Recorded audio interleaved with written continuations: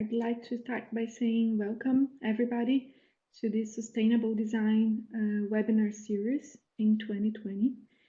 My name is Daniela Pigoso, and if you just go to the next slide, Jeremy, the chair of the Sustainable Design SIG, which is a special interest group of the Design Society. Then in the next slide, you're going to see that the Sustainable Design SIG is one out of 16 other SIGs, which aims to perform research and also academic application of tools and methods in design in general. If you go to the next slide, then you can see some additional information about the Design Society. So we are a interdisciplinary community of academics and also industry practitioners with the goal of developing and promoting the design in general. And we do that by developing approaches, tools, methods that make the design a science and a practice.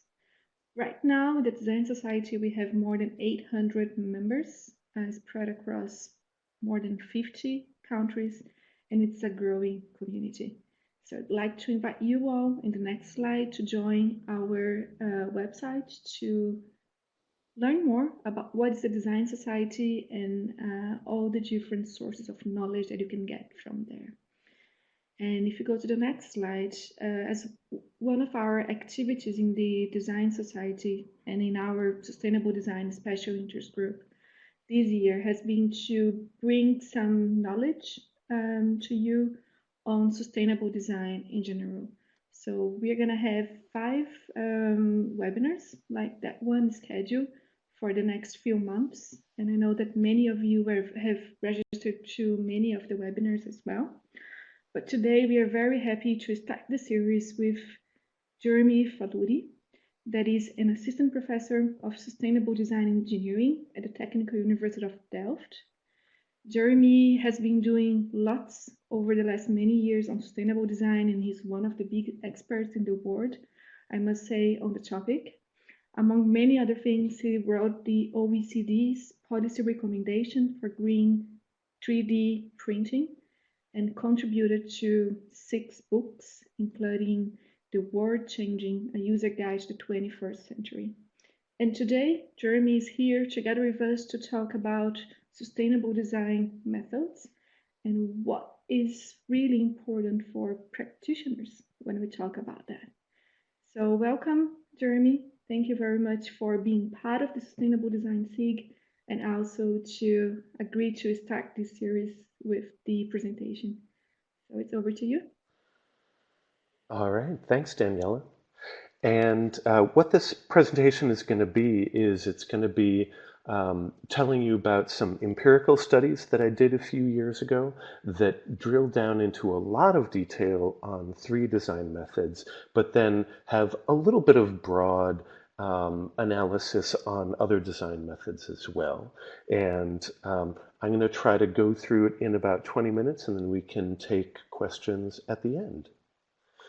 And so for the goal here is to, and the goal of the study was to make better green design methods, basically, and to try to start out a methodology of how to create better design methods.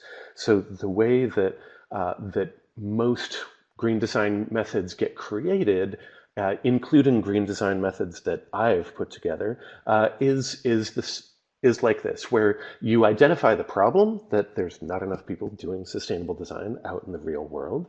And so you think of some way to fix that. Oh, I'm going to create this new design method. People should do this. And you try to send it out there into the world. And maybe some people will use it. And if they do, maybe it will increase sustainability of their products. And maybe, ideally, it will also have some business benefit, like driving innovation or something, but how reliable is that? Like, does that really happen? And so to improve the way that we do green design methods, I wanted to apply human-centered design to the design process, sort of a meta level, and treat design methods as prototypes of products that we get user feedback on and ideate more, prototype more, do more feedback loops, and so that we can finally produce something better for people to use in design practice.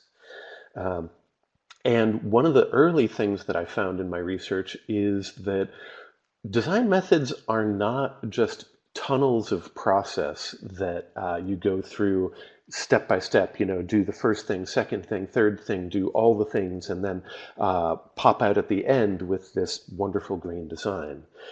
Instead, design methods are more like toolboxes where people, they know all the steps, they're fluent in all the steps, but they might use a little bit here, they might use a different thing there, they might use them in a different order, they might combine them with steps from another design method. And so I wanted to figure out what are these components that these green design activities are made out of. And so I roughly divided them into activities, things that you physically do, and mindsets, things that you just think about no matter what you're doing. And you could also look at tools, like what software or physical artifacts do you need to do a particular design activity. But the research that I'm talking about focused on the activities and mindsets. And so then I looked around at a bunch of different design strategies and tools and methods and things, and deconstructed them into their component activities and mindsets. So like some activities are research, like in human-centered design, doing need finding and doing user testing. That's you gathering data. That's research. And then analysis or goal setting, decision making, so there are all kinds of different activities. And for example, I'm not going to get into this in detail, but you're welcome to ask me about it in questions. This was an analysis that I did of 14 different design methods or tools, most of which are green design, but then the top one here, that's human-centered design, so that's obviously just a normal design method. And then the columns here are things like, how many research activities are in that method? How many analysis activities are in that method? How many ideation activities, etc. And right away you can see that there are a lot of green design tools, these green design guides and certifications that are basically just a list of goals for you to achieve. They're often checklists to check off. But then some other green design methods, like the ones that I'm going to talk in more detail about, are more active. So some of them are very analysis heavy, but some are more creativity or research based to get new ideas. And so the three that I'm going to talk to you in detail about are the natural step and whole system mapping and biomimicry. And I know that not all of you are going to be familiar with all of these, so I'm going to give you a really quick overview of all of them. So the natural step, which is actually an old version of what's now FSSD, the Framework for Strategic Sustainable Development, but the version that I was teaching here, since this was a few years ago, was the natural step. And it's basically a 4-step process where you do this thing called backcasting. That's the central idea or mindset, is backcasting, where you envision some perfect future that you want to achieve, and then you work backwards from there. And so the first step is the awareness step. This is you creating that vision of perfect future sustainability, and it has this collection of mindsets to help you do that, which are sort of summarized in these 4 rows here. But basically, it's these things called the 4 system conditions. And then the second activity is doing a baseline gap analysis of how far is current reality from that ideal vision of perfection. And then the third step is kind of brainstorming. It's an ideation step where you come up with creative solutions to bridge those gaps. And then the last step is deciding what to move forward on based on other mindsets. And so here it is divided into those four activities that I mentioned and the mindsets like backcasting and these four system conditions. So that's it in a nutshell. Obviously, that's not everything, but just to give you some idea. Then whole system mapping is the next design method that I looked at. And full disclosure, this is a design method that I created back in 2010 for the Autodesk Sustainability Workshop.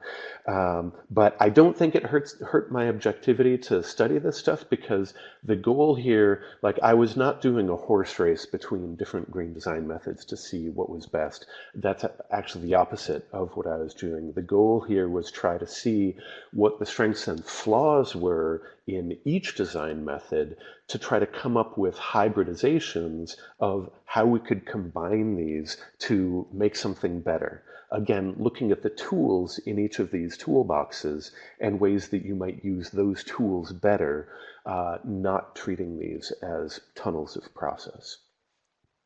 So whole system mapping is also a four-step process. You start out by drawing the whole system of your product visually, and that's a thing where you team up all the designers, engineers, managers, supply chain people, whoever you can get, to get a full picture of the system in a really visual way. And then there's mindsets about how you do that, but I won't get into detail. And then the second step is you set goals for how to improve that. And the way that you set these goals, is primarily you do an estimated life cycle assessment of your product or service to see where the biggest impacts are, the environmental hotspots. And then you combine with business goals as well. And you can either do your own LCA or have a pre-calculated thing of, like, for your product category, these are how the impacts go.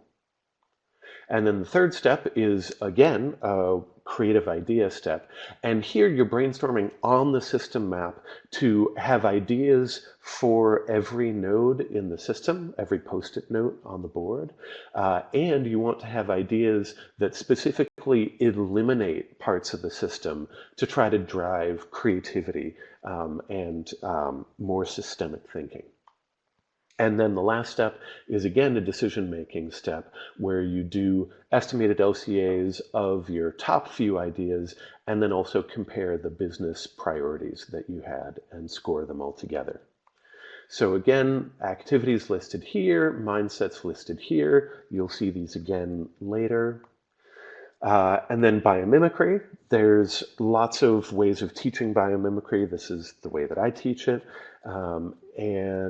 So it's a multi-step process where you start out by creating a biological definition. Instead of your engineering functionality, you translate that into how would nature do this.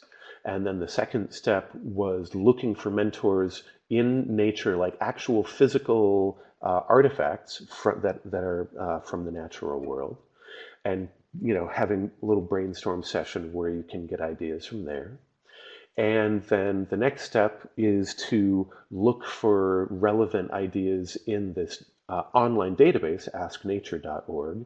And again, full disclosure, I designed the first version of the biomimicry database 15 years ago, but it was a very different system then. So I again, don't think that hurts my objectivity, hopefully.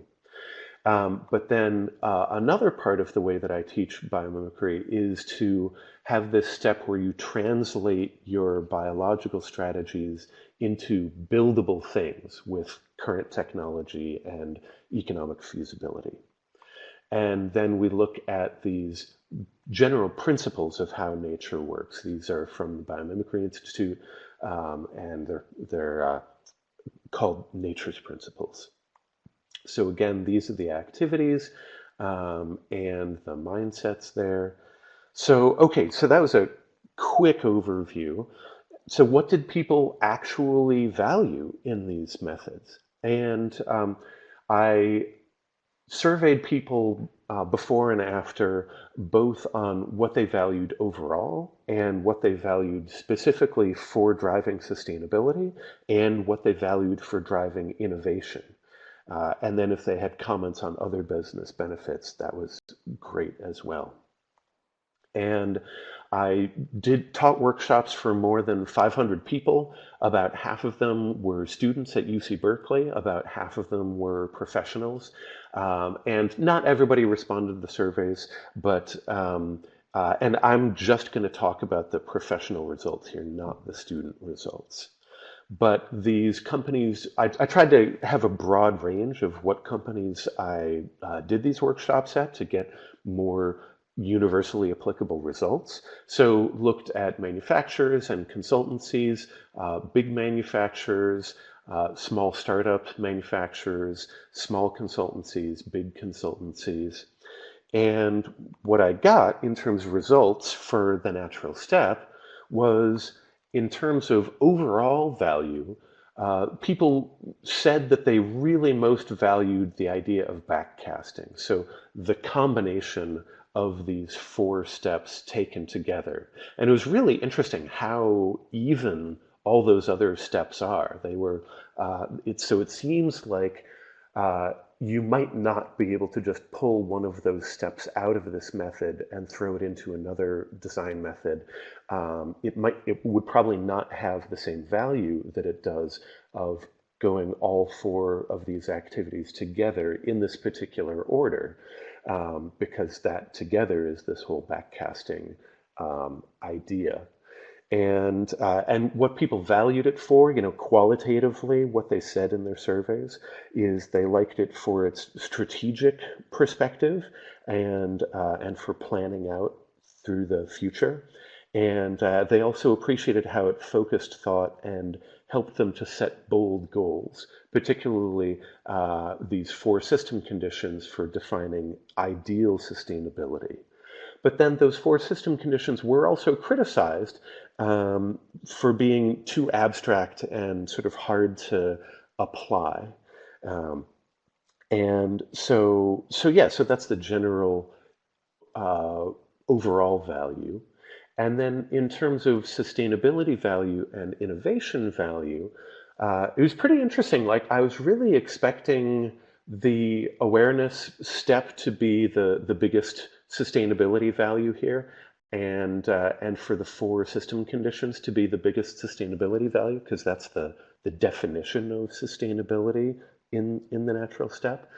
But it was interesting to see that actually it was pretty even across all the activities. And qualitatively, the reason people said that is because when they're brainstorming,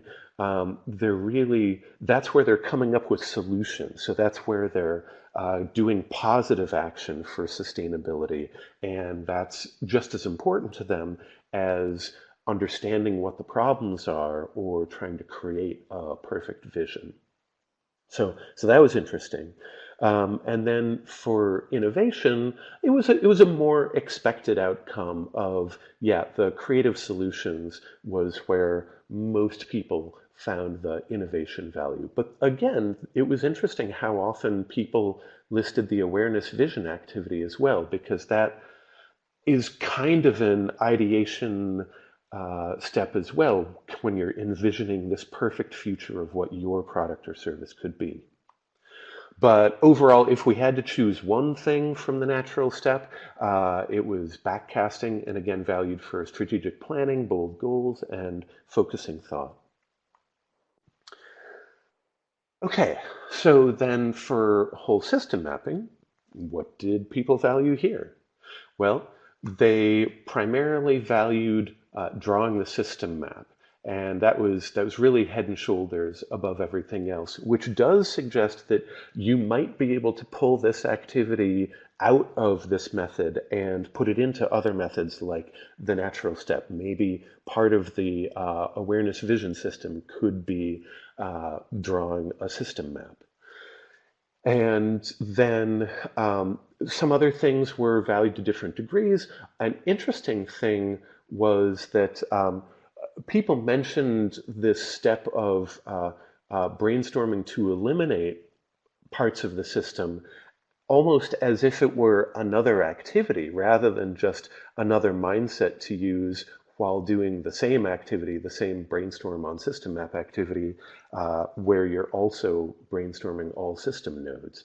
And so that was an interesting emergent property I wasn't expecting.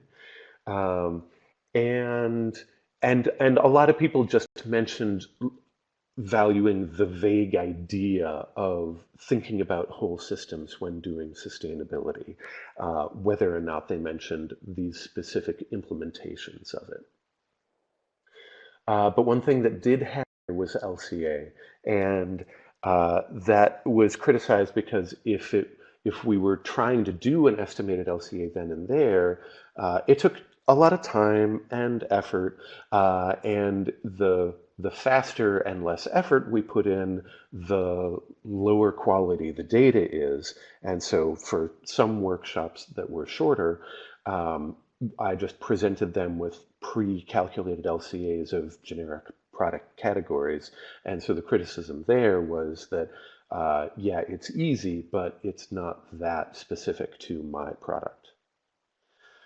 Um, so then, in terms of sustainability and innovation value, um, I was expecting LCA to have the highest sustainability value, and maybe it had that. But again, the error bars are pretty big here. And I was trying to be pretty conservative about the error bars. These are 95% confidence intervals.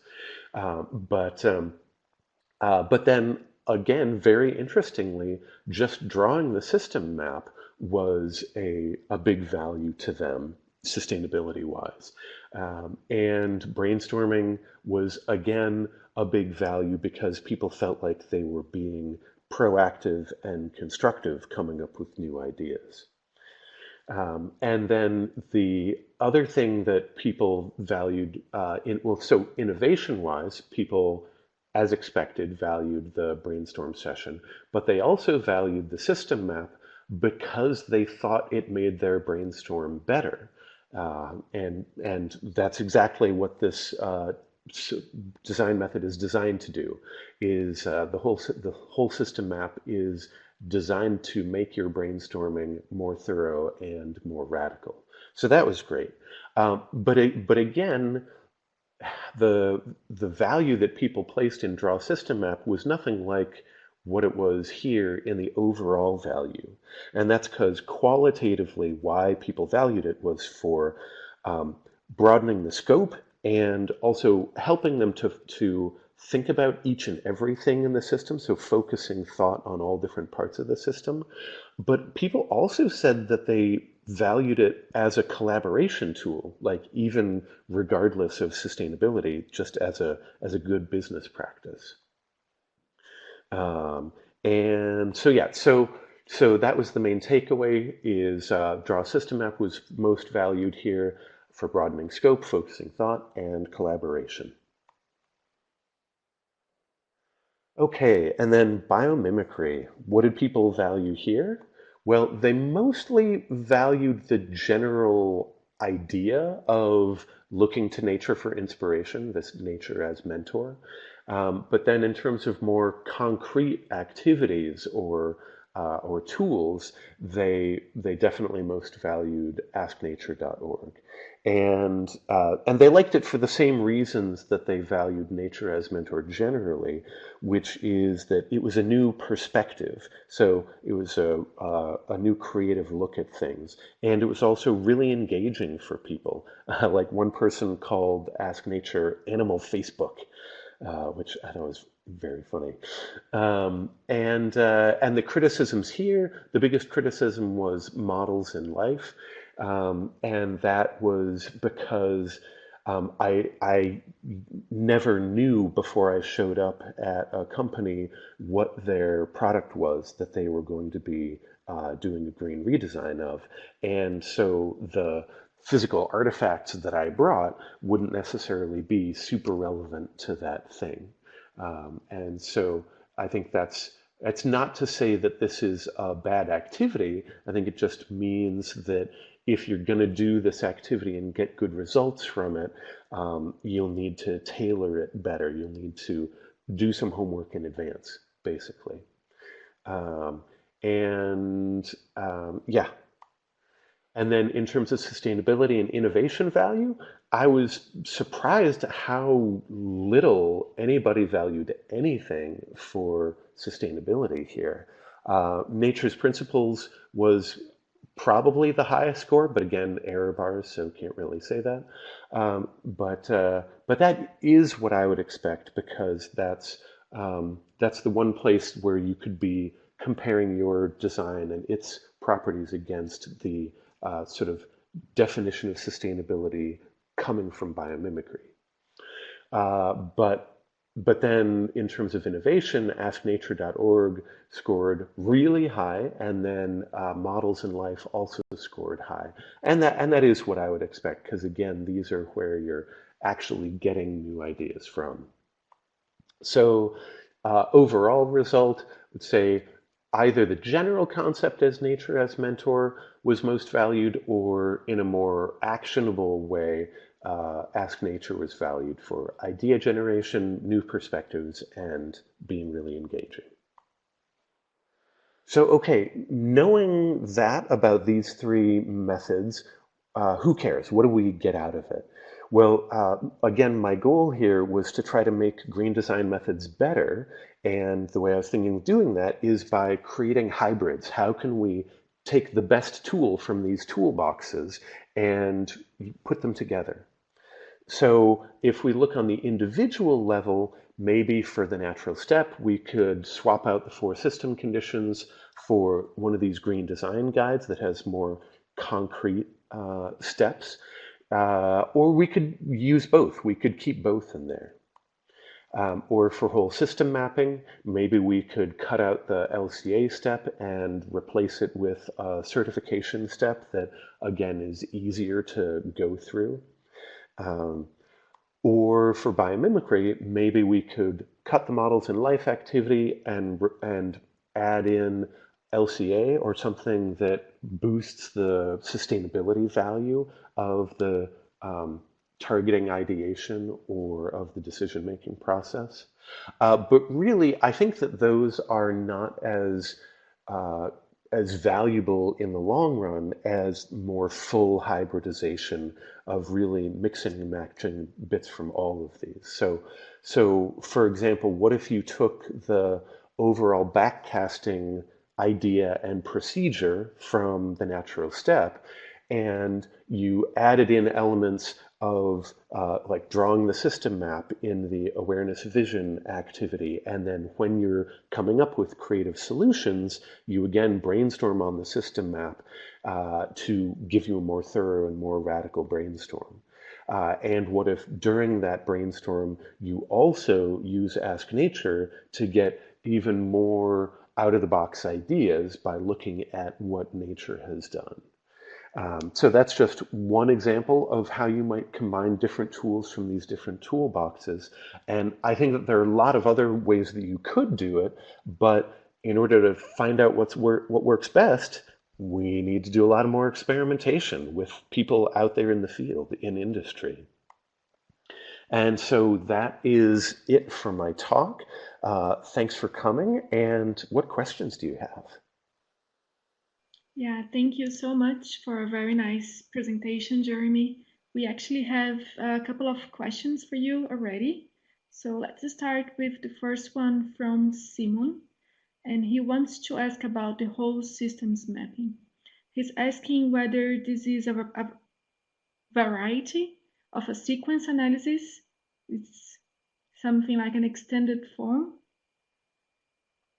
Oh, and that's the question, is the system map sequence analysis? Yeah, Okay. an It's form of system analysis, that's what he says. yeah, it's not it's not an an analysis where you're looking at feedback loops and seeing how, like where you get positive feedback or negative feedback. It's a more simple and basic map than that. You certainly could do more sophisticated system modeling here. The goal of this was to be very approachable and easy to get people started on. Um,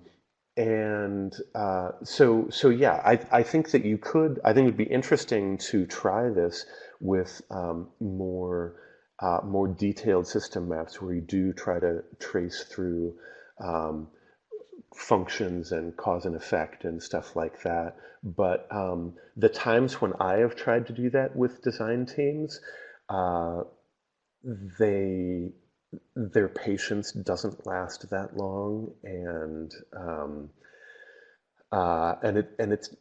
it doesn't always give the amount of extra effort that it is does not always pay back in terms of how much better ideas they had. But I do think that it should be tried out, and I'm sure that there are circumstances where that is a lot more useful, and so it is really worth the extra effort. Mhm. Thank you for that. The next question is about the natural step or the FSSD, and this is from Tim. Hmm. So his question is, in my experience, the natural step or FSSD is great for creating the initial goal and starting the backcasting process.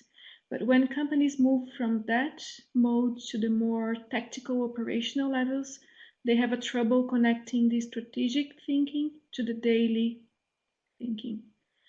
Can you give some advice based on your experience?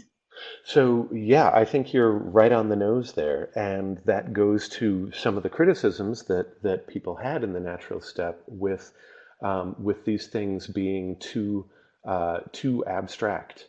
And so that was why one of my suggestions here was maybe you could do this and replace those four system conditions, or maybe don't eliminate them, but maybe augment them with some of these more detailed, on the ground, tactical sorts of design tools, like some of the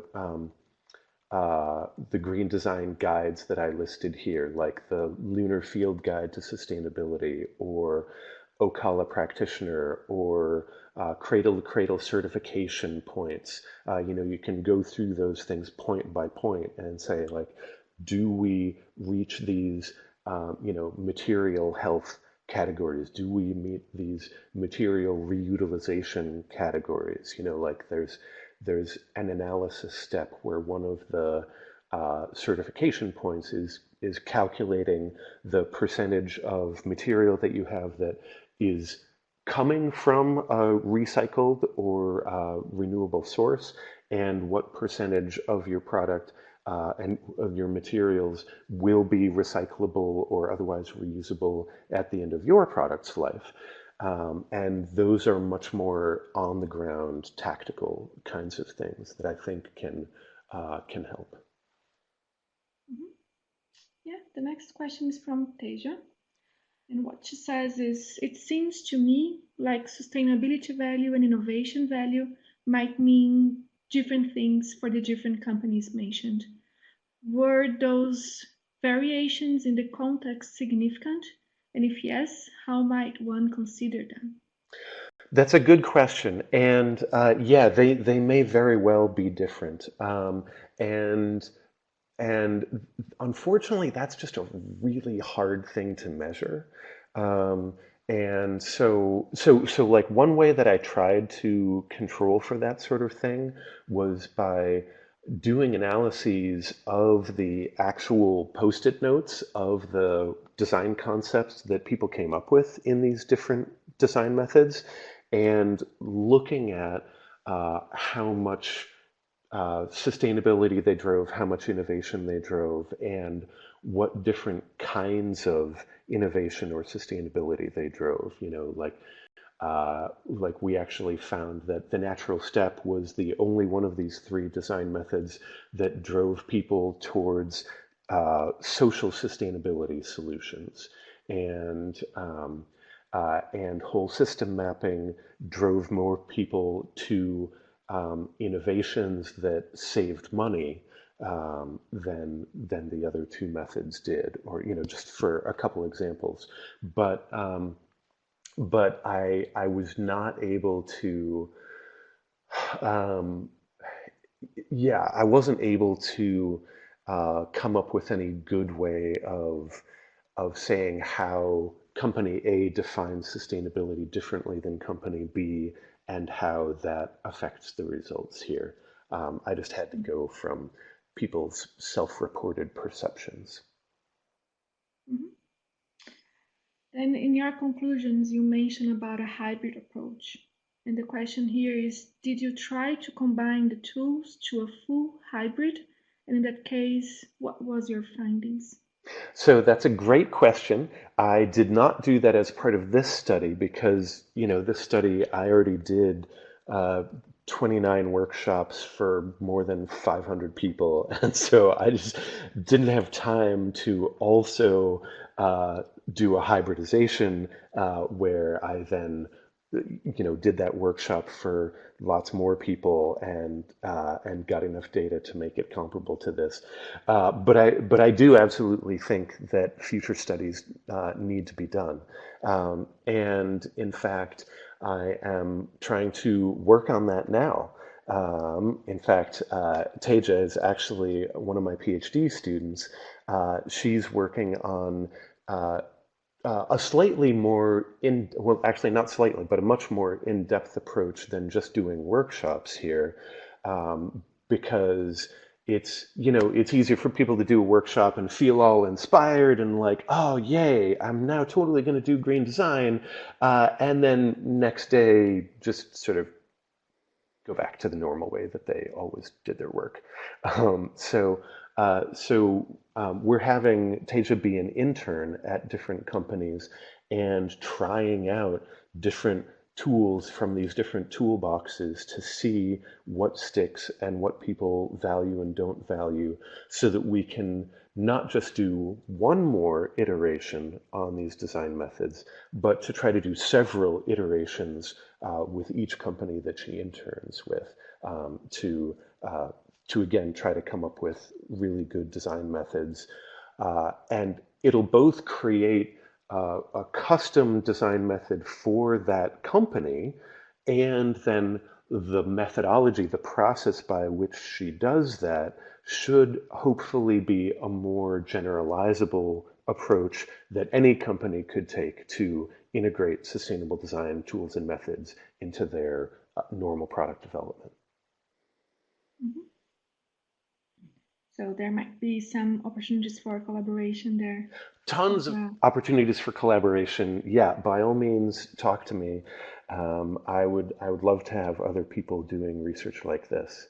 And yeah, I mean, there's so many different green design tools and methods and strategies that need Mhm. studying, and to see how they can be how they can be optimized to work together.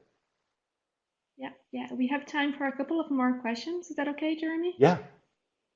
Super. So the next one is from Simon again. So he says, do you see sustainable solutions requires a shift from a product level to a more social technical level to obtain the most sustainable result? And do you think that the companies need to think in bigger systems like circular economy is doing? Yeah, quite definitely. And that was why that was both why I wanted to look at the natural step and whole system mapping for these studies, was because they both have the ability to go there.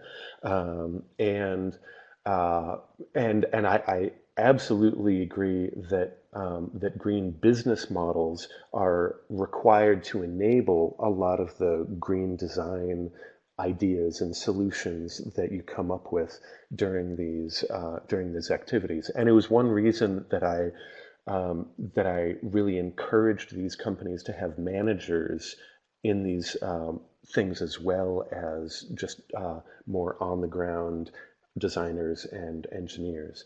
And again, I think that that is something that we need to study.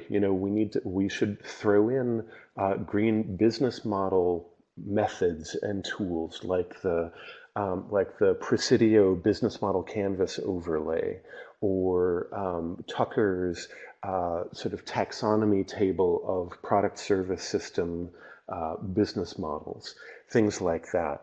Um, and yeah, there needs to be a lot of study with that and these and how they go together. Hmm. Yeah, and I think that it's really impressive to see how many different methods and tools are available out there, not only for sustainable design, but also circular economy in general. We in our research, we also try to map them to understand what are the pros and cons and how to support companies in selecting the ones that will provide the value they are looking for, because it's not always an easy task to do. Yeah. But the question it has also it's actually to do with the development of those design methods. And the question is, how do you balance customization and generalization when taking a user-centered approach to developing design methodologies? Yeah, so that's a good question. And I think this gets back to what I was saying here of not thinking of design methods as these tunnels of process where you really do have to choose between, is this a custom method for this company or is this a universal method for everybody? If you're not making a tunnel, you don't have to make that choice. If you treat the development of sustainable design methods as toolboxes, then you can do both at the same time. And so you think about, what are these individual tools? What are these activities and mindsets that we're using? And Mhm. how do they link together? And because the tools are the things that will be universal, and the way that they're combined and put together, the order that they're done in and which tools you do for what, those are the things that are going to be specific to the company. But this is a totally different way of thinking about things, and I certainly don't fully understand what it means to design a toolbox of green design methods yet either. It's one of the things that we're currently trying to figure out with me and Teja, and again, future research is required. And now that I just talked about activities and mindsets, there's actually a question from Steve saying that you talked about the activities and you have a table for that, but you never really showed more details on the mindsets. Could you maybe talk a little bit more about them? Yeah, I have a secret stash of extra slides where I can answer that question. So, and I have a journal article that goes into detail on both of these. So yeah, so here's a similar table for different kinds of mindsets that I identified in these same 14 different design methods or tools. So, and the different types of mindsets that I identified were some things that give you checklists of did you do it or not. And companies often really value this because it's easy to build into their workflow for accountability and just repeatable process. And then systems thinking, which things really drive systems thinking versus not, which design methods or activities help you uh, set priorities by telling you what your priorities should be, or what methods help you determine your own goals for yourself that are more context dependent. And Mhm. then of the things that give you predetermined goals for, helping you set your priorities, what things give you environmental predetermined goals or social sustainability predetermined goals? And are those goals really abstract, like in the natural step or FSSD, or are they more concrete, like in some of these more checklist things? And several of these methods have both abstract and concrete, and both social and environmental, etc. And then in the journal article version of this, there's another column here that's not in this slide because it takes up too much room, of things that are unique to each of these design methods. And so those might be a reason to particularly choose that as the tool that you're going to pull out of a toolbox rather than a different tool, or in addition to a different tool. Mhm. Right. Thank you very much. Now we come to our last question, and this is about biomimicry. So it's a question from Tim, and he says, biomimicry is really, really great, especially when presented with the beautiful examples comparing airplanes with birds or Velcro with plant bars. But what tools are there to help us actually seek for solutions in nature when we are in the project room and have a problem to solve? Can you point to some methods? Yeah, and so and actually, so I'm glad that you mentioned examples because I that was something that I forgot to mention, that it was an interesting result here, is that um, when people were responding about what they valued in biomimicry, examples was a thing that they mentioned quite often, like as often as, one of the key activities in the workshop. And that's something that I was not expecting. It's not even on this list. But yeah, when you're describing biomimicry to people, it really helps to give examples because it makes these abstract ideas concrete, and again, it's inspiring and engaging. But to Mhm. actually answer your question about what tools are there, um, the tools that are out there pretty much, and I mean, I've worked for the Biomimicry Institute, and done biomimicry in various projects, and taught it for a long time now. And I would say the main tools that are there are looking for models in life. And this can be as simple as going out into your backyard and looking at whatever plants and animals are around there, or it can be more sophisticated, going on a crazy safari. That's a lot of effort. Like, you're not going to do that in every design cycle. But it can also mean digging through biological literature, searching PubMed or other scholarly databases of articles for the sort of biological version of what you're looking for. And here it becomes difficult because you have to translate your engineering problem into the phraseology that a biologist would use when describing it, and that's often hard. And that's why AskNature.org is so valued by so many people, because that just makes it so much easier. You don't have to go out there and find a feather and then figure out the physics of how that feather works and why you would want to imitate it in the first place, what lessons you would want to learn from it in the first place, or figure out the organic chemistry of what's going on inside the feather that you really care about, or whatever. So Ask Nature is a place where all that has already been done for you. And so you can just do a search by engineering strategy, like, I'm trying to waterproof, or I'm trying to lightweight, or things like that. And it shows you the biological examples and tells you what strategies they're using and how they work. Um, and then the last thing that I would say that is the tool here is using nature's principles as a brainstorm tool.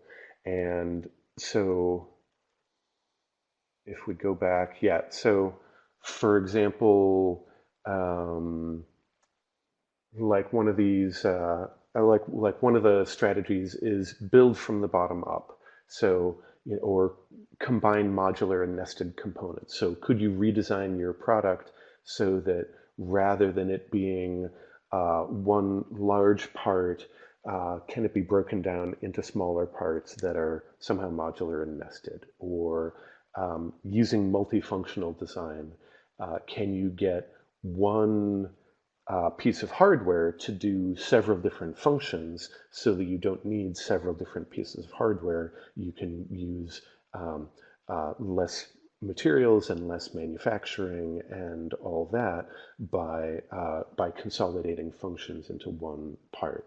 But actually, I have another list of strategies from nature that I think is even more useful for engineers, particularly mechanical engineers, that comes from Stephen Vogel's book, Cat's Paws and Catapults, and another list that I've made that sort of combines Stephen Vogel's work with this work here, and then some other stuff that I brought in from other sources. Let's see, I don't know if I have a good URL for it offhand. Oh no, I should, but I have to dig up the URL because it's in the Autodesk Sustainability Workshop, which Autodesk stopped updating after, and so they took it offline after 6 or 7 years or so. But they've very generously allowed VentureWell, which is another a nonprofit that I'm working with. They've allowed VentureWell to post the archived Autodesk Sustainability Workshop online, and so yeah, if you contact me somehow, I can send you a link. Yeah, or maybe we can also add that to our Sustainable Design Seek webpage so Yeah, everybody yeah. access to that. Mhm. Great. Thank you so much, Jeremy. Do you have any final advice for people on applying or developing sustainable design methods before we say goodbye? No, just I think the general concept that it's a good idea to take one meta level up and take a more human-centered design approach to the way that we create design methods by having more feedback and iteration and prototyping. And again, if people do want to collaborate on this stuff, I'd be happy to. I think that this is really important, and there's way too much work for just me and people who work with me to do. Sounds great. So thank you very much for a very interesting webinar and also very lively Q&A session. If you just go to the thank you slide, Jeremy, I just want to thank you everybody as well for coming and attending the webinar today. We will add in our Sustainable Design Seek webpage a recording of the webinar so you can watch it over and over again afterwards if you come with any additional questions. And I just want to remind you all about our next webinar that's going to be in a month. I guess it's not working with the slides, but it's going to be on the 15th of April at 4 o'clock Central European time again. And it's going to be about how can engineering decisions contribute to a sustainable society. This time it's going to be Sophie Haustel leading the webinar, and she's an associate professor at the Blekinge Institute of Technology in Sweden. So I welcome you all again in a month, and thank you for a very nice session just now.